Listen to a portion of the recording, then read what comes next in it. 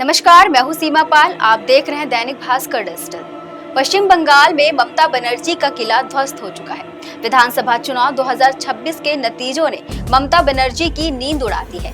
Bharatiya Janata party ने 294 सीटों में से 206 सीटें जीतकर पहली बार बंगाल में पूर्ण बहुमत हासिल कर लिया है, तो वही टीएमसी महज 80 सीटों पर सिमट गई है। इस रिजल्ट ने बंगाल की राजनीति में ऐतिहासिक बदलाव ला दिया है। भाजपा के सुपर हीरो शुभेंदु अधिकारी ने तो साफ कह दिया है कि बंगाल में अब हिंदुओं की सरकार चलेगी, हिंदुओं के लिए काम किया जाएगा, जिसके बाद ममता बनर्जी के लिए हालात अब अपने ही राज्य में आम आदमी पार्टी जैसे होने की आशंका जताई जा रही है।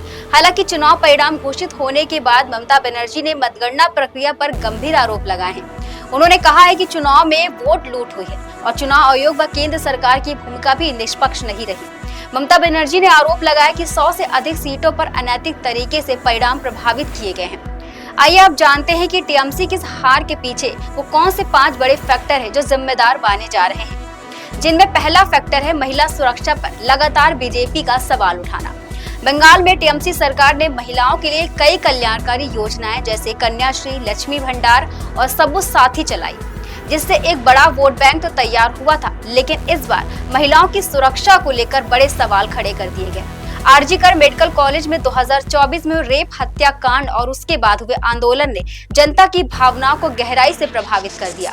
पानीहाटी जैसे पारंपरिक टीएमसी गढ़ में भी इसका असर साफ दिखाई दिया, जहां रेप पीड़िता की मां रत्ना देवनाथ ने बीजेपी के टिकट पर बड़ी जीत दर्ज कर ली। ममता की हार का दूसरा फैक्टर एसआईआर प्रक्रिया को माना जा सकता है, जिसने बंगाल में चुनाव की प्रक्रिया को ही पूरी तरह से बदल दिया। मतदाता सूची के विशेष गहन पुनरीक्षण में लगभग 90 लाख मतदाताओं के नाम काट दिए गए। इससे चुनावी समीकरण पूरी तरह बदल गया। बीजेपी का दावा था कि फर्जी और मृत मतदाताओं के नाम हटने से टीएमसी को मिलने वाला फायदा खत्म हो जाएगा। वहीं अगर विश्लेषकों की माने तो इस प्रक्रिया ने टीएमसी के पारंपरिक वोट बैंक को कमजोर किया। तीसरा फैक्टर यहाँ ये हो सकता है कि ममता सरकार की प्रशासनिक विफलता और लगातार लगने वाले भ्रष्टाचार के आरोपों ने टीएमसी का सारा खेल बिगाड़ दिया। पिछले 15 सालों के शासन में टीएमसी सरकार पर भ्रष्टाचार, कट मनी, सिंडिकेट राज और प्रशासनिक लापरवाही के गंभीर आरोप लगे। हालांकि 2016-2021 में पार्टी ने कल्याणकारी योजनाओं और बंगाली अस्मिता के मुद्दे पर जीत दर्ज की थी, लेकिन इस बार ये रणनीति प्रभावी नहीं हो पाई। ममता की हार का चौथा फैक्टर हिंदू वोटों का ध्रुवीकरण है। इस चुनाव में हिंदू वोटों का एक बड़ा हिस्सा बीजेपी के पक्ष में एकजुट होता दिखाई दिया, तो वही मुस्लिम वोट लगभग पूरी तरह टीएमसी के साथ तो रहा, लेकिन वो भी हुमायूं कबीर के कारण हटता नजर आया। राजनीतिक विश्लेषकों का कहना है कि ये ध्रुवीकरण ग्रामीण और शहरी दोनों क्षेत्रों में बीजेपी के पक्ष में चला गया। इसका असर मालदा और मुर्शिदाबाद जैसे इलाकों में साफ दिखाई दिया। शुभेंदु अधिकारी ने नतीजों के बाद इसे हिंदुत्व की जीत कह दिया।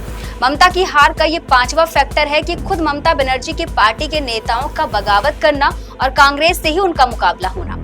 कहीं न कहीं ये बंगाल में टीएमसी का हार का सबसे बड़ा हार का कारण बताया जा रहा है कि बंगाल में भाजपा जैसी बड़ी पार्टी और हिंदुत्व एजेंडे के सामने ममता बनर्जी अकेले ही खड़ी रही। विपक्षी दलों में इंडिया गठबंधन बनाने वाली कांग्रेस ने भी बंगाल में ममता बनर्जी का साथ नहीं दिया, उनकी पार्टी के खिलाफ ही चुनाव लड़ लिया, जिससे ममता बनर्जी अकेले पड़ गई। यहाँ तक कि कांग्रेस ने ममता बनर्जी पर लगातार कई आरोप भी लगाए, जिसका फायदा बीजेपी ने उठा लिया। यही नहीं, ममता की पार्टी के बड़े और नामी नेता जैसे हुमायूं कबीर ने भी ममता के खिलाफ बगावत कर दी, जिससे मुस्लिम वोटर्स टीएमसी से बढ़ गए और शुभेंदु अधिकारी ने हिंदू वोट पहले ही काट दिए। शायद यही वजह रही कि ममता बनर्जी राज्य तो छोड़िए, खुद अपनी सीट भवानीपुर भी नहीं बचा पाई।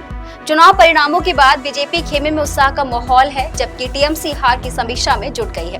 विपक्ष ने चुनाव प्रक्रिया पर सवाल उठाए हैं, जबकि बीजेपी इसे जनता का जनादेश बता रही है। अब ममता के लिए मुश्किलें और भी बढ़ गई हैं, क्योंकि बीजेपी के सत्ता में आने के बाद टीएमसी जांच के घेरे में आ सकती है। बंगाल चुनाव से जुड़े और खबरों के लिए देखते रहे दैनिक भास्कर। नमस्कार।